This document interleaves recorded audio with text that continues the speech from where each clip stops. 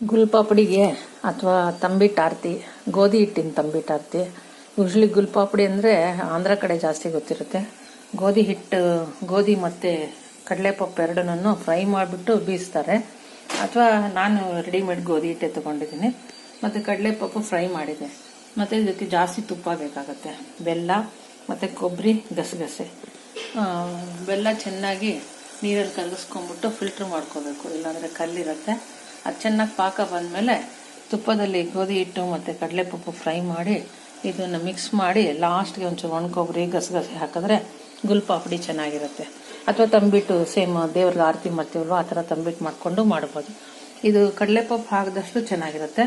ಮತ್ತು ತುಪ್ಪನೂ ಅಷ್ಟೇ, ಎಷ್ಟು ಹಾಕಿದ್ರೆ ಅಷ್ಟು ಚೆನ್ನಾಗಿರುತ್ತೆ ಟೇಸ್ಟ್. ಈ ಥರ ತುಪ್ಪ ಕರಗಿಸ್ಕೊಂಡು ಅದರೊಳಗೆ ಗೋಧಿ ಹಿಟ್ಟು ಎಷ್ಟು ಬೇಕೋ ಅಷ್ಟು ಹಾಕ್ಕೊಳ್ಬೋದು. ಅದ್ರ ಜೊತೆಗೆ ಕಡಲೆಪಪ್ಪನ್ನು ಹಾಕಿ ಫ್ರೈ ಮಾಡ್ಕೋಬೇಕು. ಬಟ್ ಫಸ್ಟ್ ಗೋಧಿ ಹಿಟ್ಟು ಸ್ವಲ್ಪ ಚೆನ್ನಾಗಿ ವಾಸನೆ ಹೋಗೋವರೆಗೂ ಫ್ರೈ ಮಾಡ್ಕೊಂಬಿಟ್ರೆ ಅದು ಒಳ್ಳೆ ಟೇಸ್ಟ್ ಇರುತ್ತೆ. ಮತ್ತು ಹಸಿ ಹಸಿ ಇರೋದಿಲ್ಲ, ಹೊಟ್ಟೆ ನೋವು ಬರೋದಿಲ್ಲ. ನಾನು ಸ್ವಲ್ಪ ತುಪ್ಪ ಜಾಸ್ತಿ ತೊಗೊಂಡಿರೋದ್ರಿಂದ ಅದು ಬೇಗ ಕರಗೋಗಿರುತ್ತೆ, ಹಂಗಾಗಿ ಏನು ಇದಾಗೋದಿಲ್ಲ. ಸೊ ಇದೊಂದು 2 ನಿಮಿಷ ಈ ಥರ ವಾಸನೆ ಎಲ್ಲ ಹೋಗಿ ಚೆನ್ನಾಗಿದ್ದಾಗೋ ಹೊತ್ತಿಗೆ ಒಂಚೂರು ಕಡಲೆಪಪ್ಪು ಹಾಕ್ಕೊಂಡು ಆಮೇಲೆ ಲಾಸ್ಟ್ಗೆ ಬೆಲ್ಲದ ಪಾಕ ಹಾಕ್ಕೊಂಡು ಮಿಕ್ಸ್ ಮಾಡಿದ್ರೆ ಅದ್ರ ಜೊತೆಗೆ ಸ್ವಲ್ಪ ಗಸಗಸೆ, ಕೊಬ್ಬರಿ ಹಾಕ್ಕೊಂಡ್ರೆ ಆರತಿ ಮಾಡೋಕ್ಕೆ ಅಥವಾ ಗುಲ್ಪಾಪುಡಿ ಮಾಡೋಕ್ಕೆ ಎರಡಕ್ಕೂ ಒಳ್ಳೆ ಹದ ಬರುತ್ತೆ. ಈ ಥರ ಬೆಲ್ಲ ಎಲ್ಲ ಹಾಕಿದಾಗ ಈ ಥರ ಕನ್ಸಿಸ್ಟೆನ್ಸಿ ಬರುತ್ತೆ. ಒಂದು 2 ನಿಮಿಷ ಸಿಮ್ಮಲ್ಲಿ ಇಟ್ಕೊಂಡು ಈ ಥರ ತಿರುಗಿಸ್ತಾ ಇದ್ರೆ ಸಾಕು. ಅಕಸ್ಮಾತ್ ಬೇಕಂದರೆ ಈಗ ಸ್ವಲ್ಪ ತುಪ್ಪ ಆ್ಯಡ್ ಮಾಡ್ಕೋಬೋದು. ನಿಮ್ಗೆ ತುಪ್ಪ ಕಮ್ಮಿ ಅನ್ಸಿದ್ರೆ ತುಪ್ಪ ಹಾಕಿದಷ್ಟು ಚೆನ್ನಾಗಿರುತ್ತೆ ಅದು. ಬಟ್ ಎಲ್ಲೂ ಗಟ್ಟಿಗೆ ಉಂಡೆ ಆಗಬಾರ್ದು, ಚೆನ್ನಾಗಿರ್ಬೇಕು. ನೋಡಿ ಇವಾಗಲೇ ಬಿಟ್ಕೊತಾ ಇದೆ. ಸೊ ಇದನ್ನ ಇವಾಗ ನಾವು ಉಂಡೆನಾದ್ರೂ ಮಾಡ್ಕೋಬೋದು, ಆರತಿಗೆ ಬಿಟ್ಟು ಥರನಾದ್ರೂ ಮಾಡ್ಕೋಬೋದು.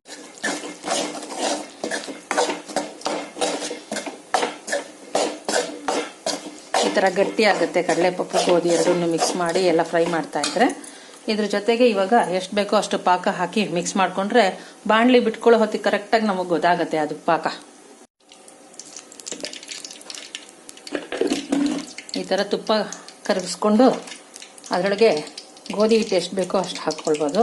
ಅದ್ರ ಜೊತೆಗೆ ಕಡಲೆಪಪ್ಪನ್ನು ಹಾಕಿ ಫ್ರೈ ಮಾಡ್ಕೋಬೇಕು.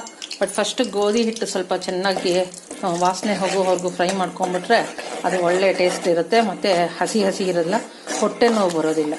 ನಾನು ಸ್ವಲ್ಪ ತುಪ್ಪ ಜಾಸ್ತಿ ತೊಗೊಂಡಿರೋದ್ರಿಂದ ಅದು ಬೇಗ ಕರಗೋಗಿರುತ್ತೆ, ಹಂಗಾಗಿ ಏನು ಇದಾಗೋದಿಲ್ಲ.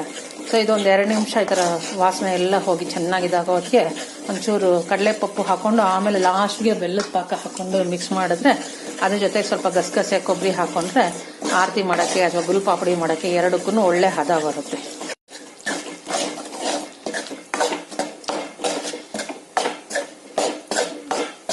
ಈ ಥರ ಗಟ್ಟಿ ಆಗುತ್ತೆ. ಕಡಲೆಪಪ್ಪು, ಗೋಧಿ ಎರಡನ್ನೂ ಮಿಕ್ಸ್ ಮಾಡಿ ಎಲ್ಲ ಫ್ರೈ ಮಾಡ್ತಾ ಇದ್ರೆ ಇದ್ರ ಜೊತೆಗೆ ಇವಾಗ ಎಷ್ಟು ಬೇಕೋ ಅಷ್ಟು ಪಾಕ ಹಾಕಿ ಮಿಕ್ಸ್ ಮಾಡ್ಕೊಂಡ್ರೆ ಬಾಣಲಿ ಬಿಟ್ಕೊಳ್ಳೋ ಹೊತ್ತಿಗೆ ಕರೆಕ್ಟಾಗಿ ನಮಗೆ ಗೊತ್ತಾಗುತ್ತೆ ಅದು ಪಾಕ.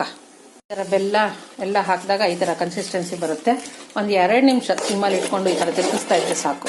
ಅಕಸ್ಮಾತ್ ಬೇಕಂದರೆ ಈಗ ಸ್ವಲ್ಪ ತುಪ್ಪ ಆ್ಯಡ್ ಮಾಡ್ಕೋಬೋದು. ನಿಮ್ಗೆ ತುಪ್ಪ ಕಮ್ಮಿ ಅನ್ಸಿದ್ರೆ ತುಪ್ಪ ಹಾಕಿದಷ್ಟು ಚೆನ್ನಾಗಿರುತ್ತೆ ಅದು. ಬಟ್ ಎಲ್ಲೂ ಗಟ್ಟಿಗೆ ಉಂಡೆ ಆಗಬಾರ್ದು, ಚೆನ್ನಾಗಿರ್ಬೇಕು. ನೋಡಿ ಇವಾಗಲೇ ಬಿಟ್ಕೊತಾ ಇದೆ. ಸೊ ಇದನ್ನ ಇವಾಗ ನಾವು ಉಂಡೆನಾದ್ರೂ ಮಾಡ್ಕೋಬೋದು, ಆರತಿಗೆ ಬಿಟ್ಟು ಥರನಾದ್ರೂ ಮಾಡ್ಕೋಬೋದು. ಗುಲ್ಪಾಪುಡಿ ಇವಾಗ ಈ ಥರ ಉಂಡೆಗಳಾದ್ರೂ ಮಾಡ್ಕೋಬೋದು, ಅಥವಾ ಈ ಥರ ಫ್ಲಾಟ್ ಆಗಿ ಮಾಡ್ಕೊಂಡಾದ್ರೂ ತಿನ್ಬೋದು. ಹಾಗೆಯೇ ಆರತಿ ದೀಪನೂ ಮಾಡ್ಕೋಬೋದು.